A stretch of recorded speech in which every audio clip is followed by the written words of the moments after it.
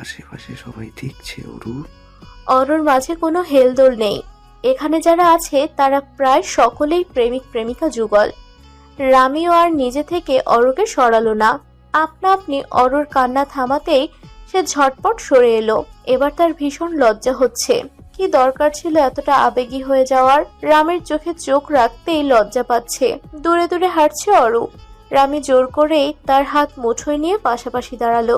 একটু পর মিটিমিটি হেসে শুধালো, খেতেছিলি কেন অরু? অরু দৃষ্টি লুকানোর চেষ্টা করছে। রামি ইচ্ছে করেই তাকে বেকায়দায় ফেলেছে। লজ্জা নিয়ন্ত্রণে ব্যর্থ হয়ে হুট করেই রেগে গেল। রামির হাত ছাড়িয়ে একা একাই সামনে এগিয়ে গেল। ধূপধাপ পা ফেলে হাঁটছে। রামি হেসে ফেলল। পেছন থেকে গলা উঁচিয়ে বলল, আস্তে হাঁট, পড়ে পায়ে ব্যথা পাবি। পাশ থেকে একজন জিজ্ঞেস করলো, কে হয় আপনার? অরুকে রাগানোর জন্য এবারেও গলার স্বর বাড়িয়ে রামি লোকটিকে জবাব দিল, কিছুই হয় না, ছোটবেলায় একে আমরা ড্রেনে পেয়েছিলাম, এখন বড় হয়ে আমাদের উপরেই কর্তৃত্ব ফলাচ্ছে, জেদ দেখাচ্ছে। অরু ফোঁস করে উঠল। সামনে থেকেই অগ্নিদৃষ্টি নিক্ষেপ করে আছে। রামি এগিয়ে গিয়ে হাত ধরতেই ঝাড় দিয়ে আগের মতোই আগে আগে হাঁটা ধরল। সন্ধ্যা নামলো আয়োজন করে। দিনের সমাপ্তি ঘটিয়ে রাতের শুরু ভাগ। রামি পেছন পেছন হাঁটছে। অরু রাগে ফেটে পড়ছে। সে না হয় হাত ছাড়িয়ে এসেছে রাগ দেখাবে, তাই বলে রামি তাকে জোর করবে না? ভেতরে ভেতরে রাগ হজম করলেও মুখে কিছু বলছে না। ভর সন্ধ্যায় হঠাৎ ঝিরিঝিরি বৃষ্টি শুরু হলো। সেই সাথে মৃদু মন্দ বাতাস বইছে। রামি দ্রুত পা চালিয়ে অরুর হাত ধরে টেনে নিয়ে গেল। বৃষ্টি থেকে বাঁচার জন্য একটা নিরাপদ আশ্রয় খুঁজতে গিয়েও ব্যর্থ হলো। বৃষ্টি শুরু হওয়ার বৃদ্ধ যুবক অনেকেই ছাউনির নিচে দাঁড়িয়েছে। রামি একপাশে অরুকে দাঁড় করিয়ে হাত দিয়ে আগলে রেখেছে। অরু গমগমে স্বরে বলল, আমি বাড়ি যাব। বৃষ্টি কমুক। আমি এখনই যাব।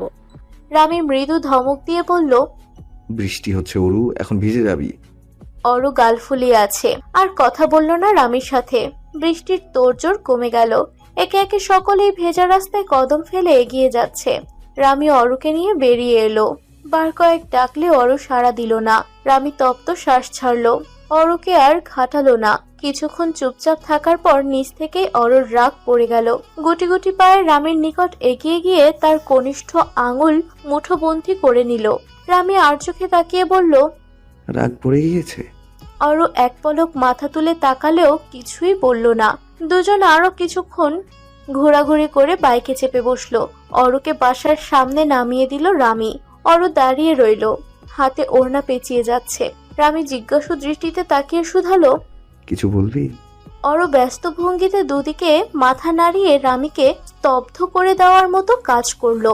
রামির গালে দুঠোঁটের ছোঁয়া দিয়ে দৌড়ে বাসার ভেতর চলে গেল। রামি যেন বিদ্যুতের শক পেয়ে স্তম্ভিত হয়ে রইল। এখনো তার ঘোর কাটেনি। অবাক হয়ে অরুর যাওয়ার পথে তাকিয়ে রইল। পরক্ষণে গালে হাত ছুঁয়ে কিছুক্ষণ আগে ঘটে যাওয়া আকস্মিক ঘটনা রোমন্থন করলো। তার ঠোঁটে ফুটে উঠল প্রাপ্তির হাসি। প্রাপ্তির খাতা একখানা পূর্ণ হলো আজ। প্রফুল্ল চিত্তে বাসার ভেতর প্রবেশ করতেই সাদাদের তীক্ষ্ণ চোখের মুখে পড়ল। কেমন জহুরি নজরে তাকে পর্যবেক্ষণ করছে। দাঁত কেলিয়ে বলল, এভাবে তাকিয়ে লাভ নেই, সরো, বইয়ের মিষ্টি মিষ্টি ভালোবাসা নিয়ে এসেছি। সাদাত দাঁত কিরমির করে বলল, নির্লজ্জ বেটা লোক, আমার মতো হতে শেখ। রামি হো হো করে হেসে বলল, এত লজ্জা তোমার? বউ থাকতেও ছোট ভাইয়ের বউয়ের দিকে নজর দাও? ছি! নজর তো তুই দিয়েছিস আমার অরুর উপর। খবরদার, আমার বউয়ের নাম মুখে নিবে না। মুখ ঝামটা মেরে ঘরে ঢুকে পড়ল রামি। পেছন থেকে সাদাত হাসলো। ছোটদের সাথে এমন ঝগড়াঝাটি সে বেশ উপভোগ করে। দরজা আটকে ইরার কাছে চলে গেল। সেদিন তার রাগ ভাঙাতে গিয়ে প্রচুর নাকানি চুবানি খেতে হয়েছে। বাবা তরি আর মাহমুদকে ডাকলেন রাতের খাবারের আগে। তরি ঘরের বড় মেয়ে, আর মাহমুদও এতদিন জামাই কম বড় ছেলের দায়িত্ব পালন করেছে বেশি। তাই কোনো সিদ্ধান্ত নেওয়ার আগে তাদের মতামত জরুরি। তরি মাহমুদ আসলো। মিঠুও বাসাতেই রইল। অরুও আছে। বাবা ভাবলেন রামি বাদ থাকবে কেন, সেও তো মেয়ের জামাই। তাকেও ডেকে পাঠানো হলো। রামি অমিকে ঘাড়ে চড়িয়ে নিয়ে এলো। গুরুত্বপূর্ণ আলোচনায় অমি ব্যাঘাত ঘটাবে, তাই মাহমুদ রামিকে ধমকে বলল, অমিকে মায়ের কাছ থেকে নিয়ে এসেছিস কেন? এখানে গুরুত্বপূর্ণ কথা হবে, দিয়ে আয় ওকে। অমি তেরামো করে বলল। আমি যাব না। তার নানা ভাই বলল। থাক না, আমার নানা ভাই চুপচাপ বসে থাকবে, কাউকে বিরক্ত করবে না। অমিও বাধ্য ছেলের মতো চুপটি করে বসে আছে। মাহমুদ নম্র গলায় বলল। বাবা, আপনি বলুন। তরির বাবা গম্ভীর মুখে বললেন। মিঠুর বিয়ের ব্যাপারে ভাবছি। এতদিন ওকে বললেও সে গায়ে দেয়নি, তোরও বিয়ে হয়ে গেল। মাহমুদ বলল। এটা তো ভালো সিদ্ধান্ত। ঘরে এমনিতেই একজন মেয়ে মানুষের প্রয়োজন। মেয়েরা যেভাবে সংসার আগলে রাখতে পারে, পুরুষ সেভাবে পারে না। তরি বলল। এখন ওর পছন্দ আছে কিনা সেটা জেনে নেওয়া দরকার। রামির সাথে অনেক আগেই এই ব্যাপারটা শেয়ার করা শেষ। মাঝখানে অরুর সাথেও সুহার পরিচয় করিয়ে দিল মিঠু। বাকি বাবা, মাহমুদ আর তরি তিনজনই সুহার ব্যাপারে অজ্ঞাত। মিঠু তরি আর মাহমুদের উদ্দেশ্যে বলল। তোমাদের দুজনের সাথে আমার একান্ত কিছু কথা আছে। তরি আর মাহমুদ উঠে গেল মিঠুর সাথে। ছাদের দরজা খোলা। মিঠু গলা ঝেড়ে বলল। আমার পছন্দের মেয়ে আছে, কিন্তু একটা সমস্যা হয়ে যাবে। মাহমুদ ভুরু কুচকে জিজ্ঞেস করলো। কি সমস্যা? তরিও জিজ্ঞাসু দৃষ্টিতে তাকিয়ে আছে। মিঠু দীর্ঘশ্বাস ছেড়ে বলল। নাম সুহা, পরিবার থেকে আলাদা থাকে, মামা বাড়িতেই ছিল, এখন বলতে গেলে সম্পূর্ণ একা। অতীতের কোনো একটা ঘটনার জের ধরে ভবিষ্যতে এগোতে চাইছে না মেয়েটা, কিন্তু এভাবে কতদিন একটা মেয়ে একা একা বাঁচবে? মাহমুদ প্রশ্ন করলো। তুমি আমায় ক্লিয়ার করে বলো, মেয়েটাকে তুমি পছন্দ করো নাকি তার পরিস্থিতি দেখে সাহায্য করতে চাইছো? মিঠু সময় নিল না, ঝটপট উত্তর দিল। পছন্দের চেয়ে বেশি কিছু। আমি বিয়ে করলে সুহাকেই করব। পরিস্থিতি দেখে কোনো সিদ্ধান্ত নেইনি আমি। তরি বলল। সবই বুঝলাম, কিন্তু এখানে সমস্যা কি আছে? আমরা আগে প্রস্তাব দিয়ে দেখি।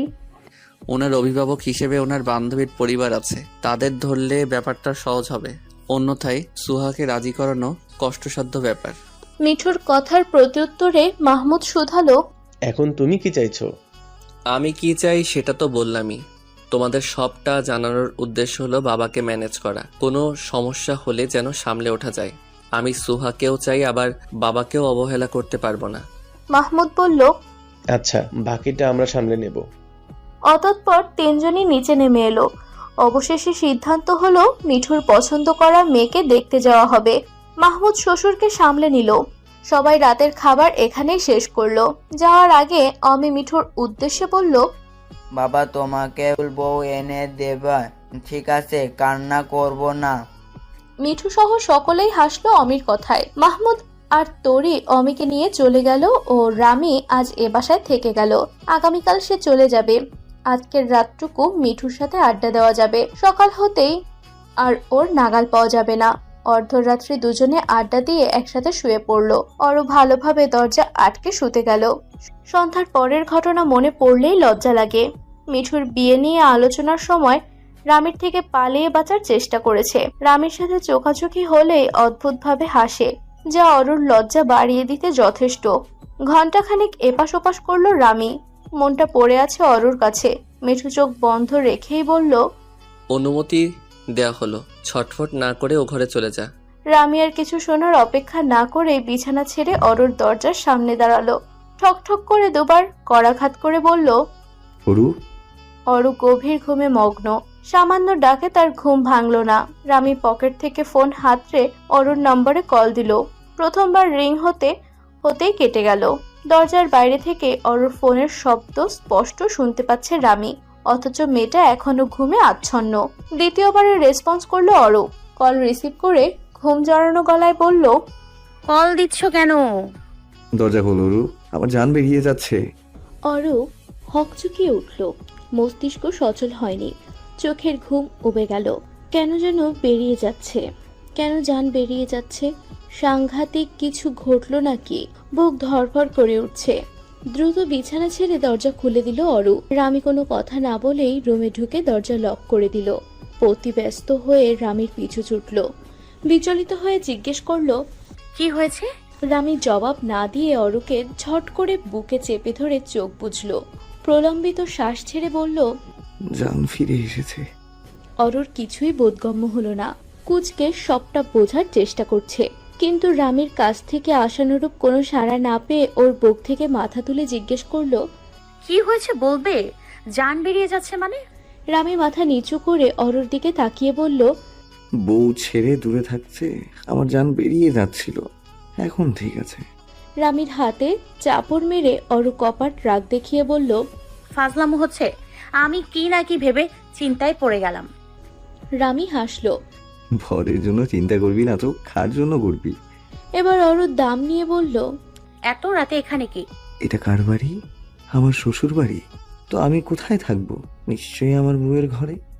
অরু সুচালো চোখে তাকিয়ে থেকে বলল, অর্ধরাত যেখানে ছিলে সেখানে কি সমস্যা? রামি ভাবলেসহীন গলায় বলল, সমস্যা আছে, বিরাট বড় সমস্যা। আমার এখন বউ ছাড়া ভালো লাগে না। লাগবে কি করে? দিনে দুপুরে সন্ধ্যায় বউ যদি হঠাৎ হঠাৎ আমাকে চমকে দেয়, তখন আমি কি করে দূরে থাকি?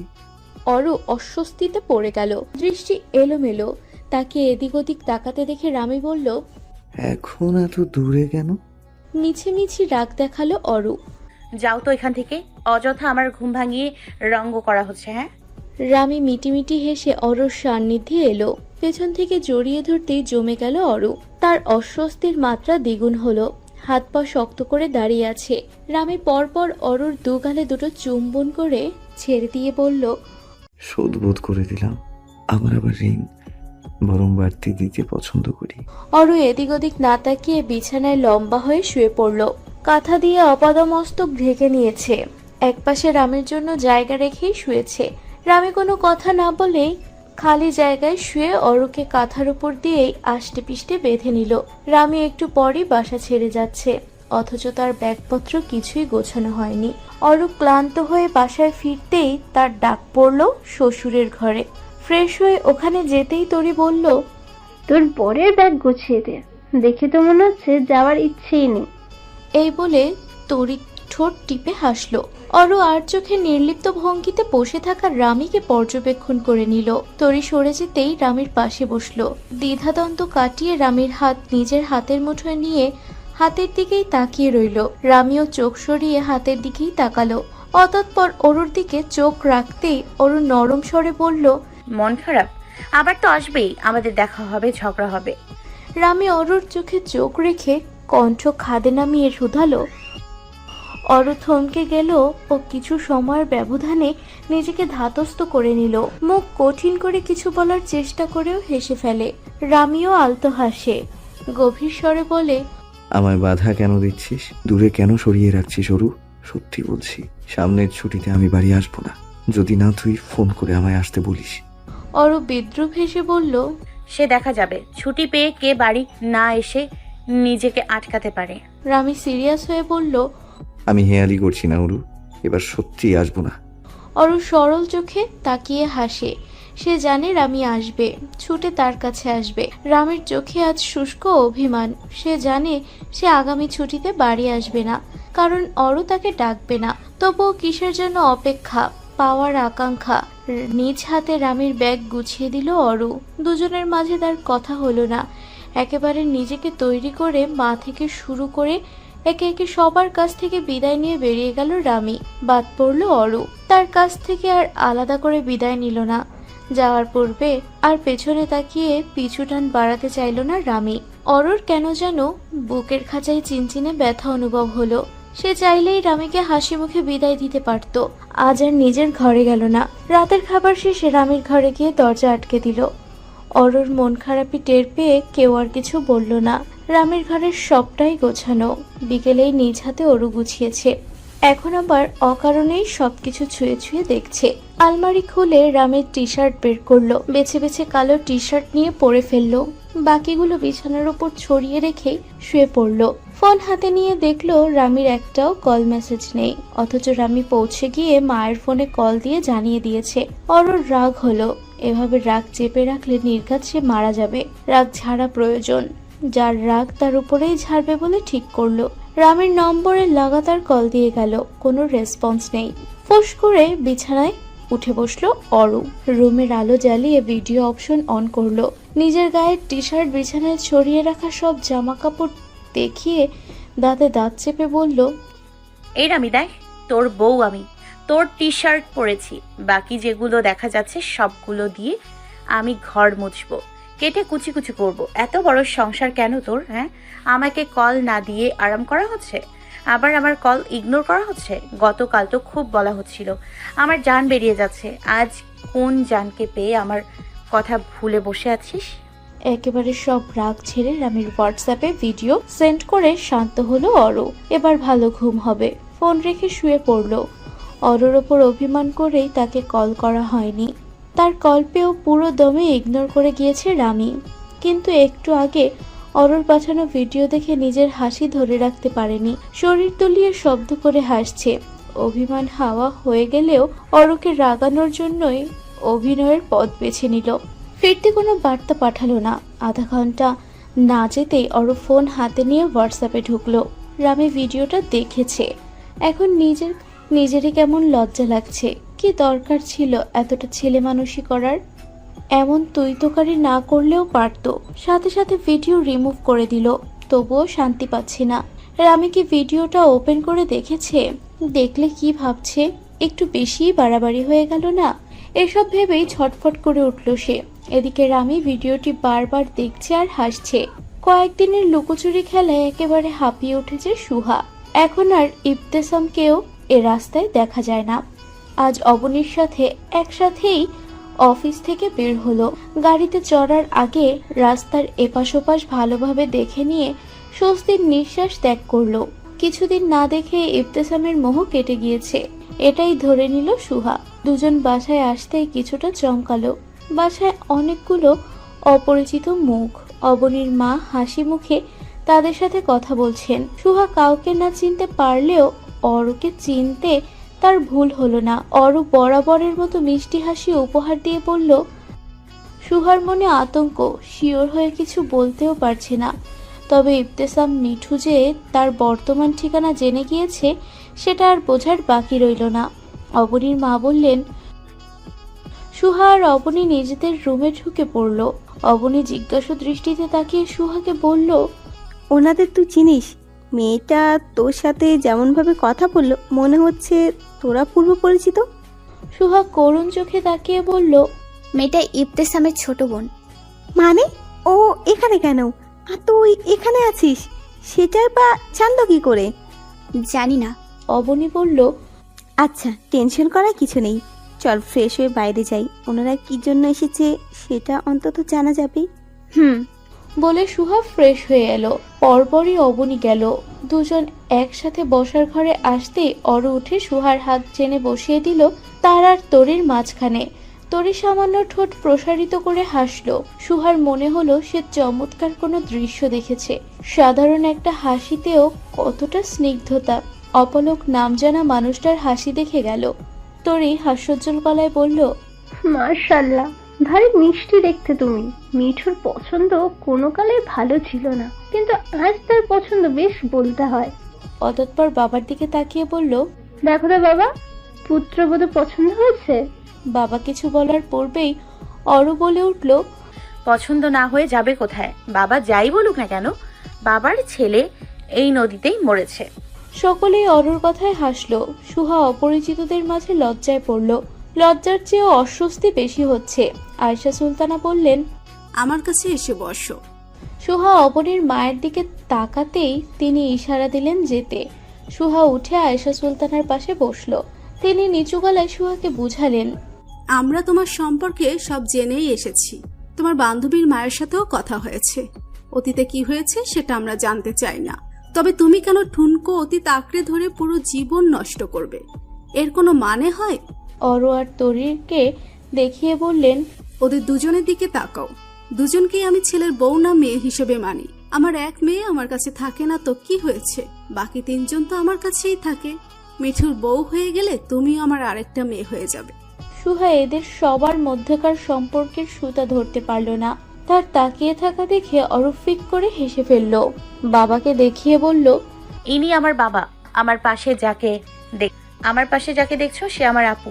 আবার আমরা দুইজনই যা, আর তুমি যার পাশে আছো তিনি আমাদের শাশুড়ি মা। সুহার মাথায় ওপর দিয়ে গেল সবটা, তবে কোনো প্রশ্ন করল না। টুকটাক কথা সেরে সবাই চলে গেল। যাওয়ার আগে আয়েশা সুলতানা বলে গেলেন, নিজেকে নিয়ে আরেকবার ভেবে দেখো। আমরা তোমার মতামতের অপেক্ষায় আছি। মেহমান বিদায় নিতেই অবনী মাকে চেপে ধরলো। কি হয়েছে বলতো? ওনারা তোকে কি কি বললো? কেন আসলো? এতক্ষণে ওদের বুঝিসনি? ওনারা সোহার জন্য প্রস্তাব নিয়ে এসেছেন। ছেলেকে নাকি তোরা আগে থেকে চিনিস। সোহার সম্পর্কে সব খুঁটিনাটি তথ্যই তো ওনারা জানেন দেখছি। অবনী বলল। এখন তুমি ওনাদের কি বলছো? অবনীর মা সুহার দিকে ফিরে তার মাথায় হাত বুলিয়ে বললেন, আমি আগাম কিছুই বলিনি। এভাবে আর কত মা? এবার তো নিজের ভবিষ্যতের কথা চিন্তা করো। এই জগতে একা চলা খুব কঠিন। তুমি সামান্য বাসা ম্যানেজ করতে গিয়েই বুঝেছ। আমার আর বলার প্রয়োজন নেই। আমরা তোমার উপর কিছুই চাপিয়ে দিচ্ছি না। ভালো মন্দ খোঁজ খবর নিয়েই তবেই এগোবো। শুধু তোমার একটা হ্যাঁ বাকি। সুহা চুপ করে রইল। অবনীর মা দুজনকে একা ছেড়ে নিজের কাজে চলে গেলেন। অবনী সুহার পাশে ধপ করে বসে বলল, সুহা, এবার আমারও মনে হয় তোর একবার ভেবে দেখা উচিত। ইবতেসাম যদি তোকে পছন্দ না করতো তাহলে পরিবার পাঠাতো না, তোকে এইভাবে খুঁজে বের করার প্রয়োজনও মনে করতো না। সুহা অবনীর কথারও কোনো প্রত্যুত্তর করল না। রাতে সেই পুরনো নম্বর থেকে কল আসতে দেখে সুহা বিস্মিত হলো। বাসা ছাড়ার পরেই সে পুরনো সিম বাদ দিয়ে নতুন সিম নিয়েছে। তাহলে এই নম্বর কোথায় পেল ইবতেসাম? এই মুহূর্তে কথা বলার ইচ্ছা করছে না তার, তাই বারবার কল কেটে দিচ্ছে। মিঠুর নাম্বার থেকে মেসেজ এলো। কল কেটে দিচ্ছেন? পালিয়ে বেড়াচ্ছেন? যা ইচ্ছে করুন, আমার তাতে সমস্যা নেই, তবে আমার কাজে ও যেন আপনার কোনো সমস্যা না থাকে। সুহা মেসেজ পড়ে রেগে গেল। পরপরই কল ব্যাক করলো। ঝাঁঝালো স্বরে বলল, এই আপনি কি করবেন? সমস্যা কি আপনার? আপনি আমাকে থ্রেট দিচ্ছেন? মিঠুর ঠোঁটের কোণে মৃদু হাসি লেপ্টে আছে। অভদ্র গলায় বলল, দারুণ তো, এমন দু একটা ঝাঁঝালো ধমক শোনার জন্য হলেও আমার আপনাকে চাই। সুহা অতিরিক্ত রাগে ফোন কেটে দিল। ভেজা রাস্তা, ভর দুপুরেও সাজের ছোঁয়া, পুঞ্জ পুঞ্জ কালো মেঘ, খোলা আকাশের নিচে পিচ ঢালা রাস্তায় হেঁটে যাচ্ছে সুহা। মনটা ভার ভার লাগছে, কিছুতেই কোনো সিদ্ধান্তে পৌঁছাতে পারছে না। নিজের উপরে আস্থা রাখতে পারছে না সে। মনে হচ্ছে একটু পরে তার সিদ্ধান্ত পরিবর্তন হবে। একটা সিদ্ধান্তে স্থির হতে না পারার যন্ত্রণা বোধ হয় বিচ্ছেদের যন্ত্রণা থেকেও বেশি পীড়াদায়ক। দুপুরে সবাই ভাত ঘুম দিয়েছে। আধা ঘন্টা পূর্বে তুমুল বর্ষণের রাস্তাঘাট ভিজে একাকার, গাছপালা সতেজ হয়ে উঠেছে। এখন আবার বৃষ্টি নামবে বলে। তবুও সুহা একা একা বের হলো। আশেপাশে মানুষজন দেখা যাচ্ছে না। অবনীদের বাসা থেকে একটু দূরে একটা বেঞ্চিতে বসে পড়ল সে। পুরনো স্মৃতি ঘাঁটতে গিয়ে উপলব্ধি করলো স্মৃতিতেও ধুলো জমে। মাঝে মাঝে সেই ধুলো সরিয়ে আমরা নাড়াচাড়া করি। প্রথম দিকে কষ্ট হলেও এখন কদাচিৎ অনেকের কথা মনে পড়ে। তবে কষ্ট হয় না, কেবল একটা আফসোসের দীর্ঘশ্বাস বেরিয়ে পড়ে। একটা ভুল প্রেম জীবনটা কিভাবে এলোমেলো করে দিল। মানুষ বরাবরই ভুল মানুষের প্রেমে পড়ে। কয়েক মাস পূর্বেই অনেকের সাথে বিনা প্রয়োজনে দেখা, সাথে তার স্ত্রী আর 2 মাসের বাচ্চা ছিল। স্বাভাবিকভাবে কথোপকথন হয় তাদের। অনেক স্ত্রীর সাথে বন্ধু বলে সুহাকে পরিচয় করিয়ে দিয়েছে। হঠাৎ করে সুহা ভাবলো অনেক সবকিছু পিছু ফেলে এগিয়ে গিয়েছে, তবে সে কেন পিছুটান থেকে বের হতে পারছে না। সুযোগ তার হাতের মুঠোয় এসে ধরা দেওয়ার পরও সে কেন তা পায়ে ঠেলে দেবে? জীবনকে একটা সুযোগ দেওয়া উচিত। বিকট শব্দে বজ্রপাত হলো। কিঞ্চিত কেঁপে উঠল সুহা। পরপরই ঝমঝমিয়ে বৃষ্টি নেমে ভিজিয়ে দিল তাকে। আকাশের দিকে তাকিয়ে চোখের পাতা বুঝে নিল। চোখের পাতা ছুঁয়ে টপ টপ করে বৃষ্টির পানি কপাল বেয়ে পড়ল। সাথে 2 ফোঁটা নোনা জলের মিশ্রণ ছিল কিনা তার পার্থক্য করা গেল না। ভেজা শরীর নিয়েই বাসায় ফিরল সুহা। সবাই এখনো ঘুমিয়ে। চুপচাপ জামা কাপড় পরিবর্তন করে 1 কাপ চা বানিয়ে বারান্দায় বসলো। অবনী ঘুম থেকে উঠে সোজা বারান্দায় এসে সুহার পাশে দাঁড়ালো। তোর চুল ভেজা কেন? জামাও পরিবর্তন করেছিস, বৃষ্টিতে ভিজেছিস? চায়ের কাপে চুমুক বসিয়ে ছোট্ট করে জবাব দিল সুহা। অবনী মুখ ভার করে বলল, একাই ভিজলে, আমাকে সঙ্গে নিলে কি হতো? সুহা এক মনে বৃষ্টি দেখতে দেখতে বলল, তুই তো ঘুমাচ্ছিলি। আমি একটা সিদ্ধান্ত নিয়েছি অবনী। অবনী ছন্নছাড়া গলায় বলল, কি এমন সিদ্ধান্ত? আমি ইবতেসামকে বিয়ে করব। কি? বিস্ময়ে চেঁচিয়ে উঠল অবনী। তার মুখ এখনো হা হয়ে আছে। সুহা মলিন হাসলো। অবনী নিজেকে ধাতস্থ করে সুহাকে জড়িয়ে ধরে বাচ্চাদের মতো বলল, তোকে এত এত এতগুলো ভালোবাসা, এবার অন্তত নিজের কথা ভেবেছিস? আমি বলেছি না তুই ইমতিসামকেই বিয়ে কর। আমি চাই তুই মুভ অন কর, আর মানুষটা হোক তোর পছন্দের। সুহা মেয়েটার এক টুকরো খুশিকে জয়ী করে নিজেও নরম হাতে জড়িয়ে গালে গাল মিশিয়ে দিল। রামি ফ্লাইং এর জন্য প্রস্তুত হয়ে বের হওয়ার পূর্বে অরুর ছবি দেখে শব্দহীন হাসলো। অরু আহ্লাদী মেয়ে, অন্যদের চোখে অরু ন্যাকা হলেও তার এই ন্যাকামিগুলোই রামির ভালো লাগে। শান্ত স্বভাবটা তাকে মানায় না। একটু লাফালাফি করবে, মিছিমিছি সবার সাথে ঝগড়া করবে। রামি মাঝে মধ্যেই ন্যাকা রানী বলে খেপাতো অরুকে, অথচ এই স্বভাবটাকেই রামি মনে মনে ভীষণ পছন্দ করে। এক সপ্তাহের বেশি সময় পর্যন্ত অরুর সাথে কথা হয় না, কিন্তু রোজ নিয়ম করে সবার কাছ থেকে খবর নেওয়া হয়। ফোন সুইচ অফ করে বেরিয়ে পড়ল ফ্লাইং এর উদ্দেশ্যে। সাদা ইউনিফর্মে রাজপুত্রের চেয়ে কম লাগছে না রামিকে। যার দৃষ্টি যত সুন্দর তার চোখে তত বেশি মুগ্ধতা। অরু ইদানিং চঞ্চলতা প্রকাশ করে না, নিজেকে লুকিয়ে রাখে যেন। পরিবারের মানুষের সাথে অযথা কথা বলা মেয়েটাও অল্প কথায় জবাব দিয়ে চুপ করে যায়। সবাই দেখছে অরু নিজেকে এখন আগের তুলনায় বেশি পড়াশোনায় ডুবিয়ে রাখে, কিন্তু ঘরের ভেতরের কাহিনী কারোরই জানা নেই। অরু রাত জাগে, চোখের নিচে কালো শীতের দাগ, অথচ সে পড়ায় মন বসাতে পারে না। পড়ার টেবিলে বসে রামির কথা ভাবে, ভাবতে ভাবতে একসময় পড়ার টেবিলেই ঘুমিয়ে পড়ে। ভোরের আলো চোখে পড়তেই আবার ঘুম ভেঙে যায়।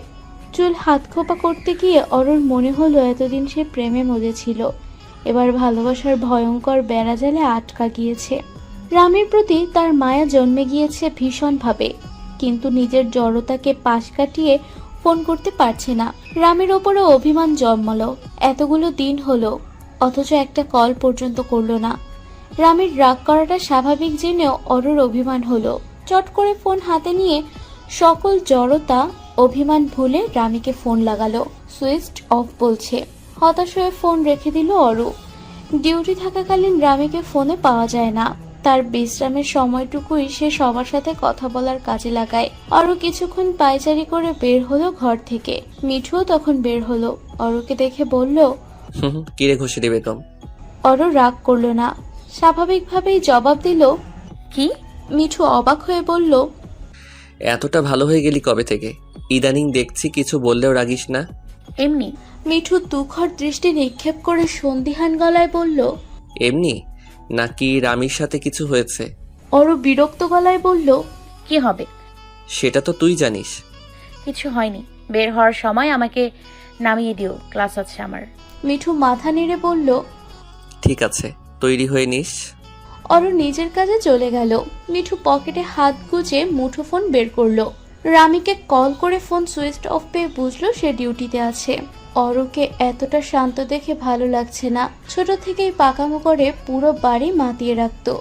সেই ধারা অব্যাহত রেখে এখন ধপ করে সব বন্ধ করে দিলে ভালো না লাগাটাই স্বাভাবিক। সন্ধ্যার পূর্বে বাসায় ফিরলো অরু। ফোন চেক করলো রামি কল ব্যাক করেছে কিনা দেখার জন্য। এবারও হতাশ হলো সে, আর কল দেবে না সে।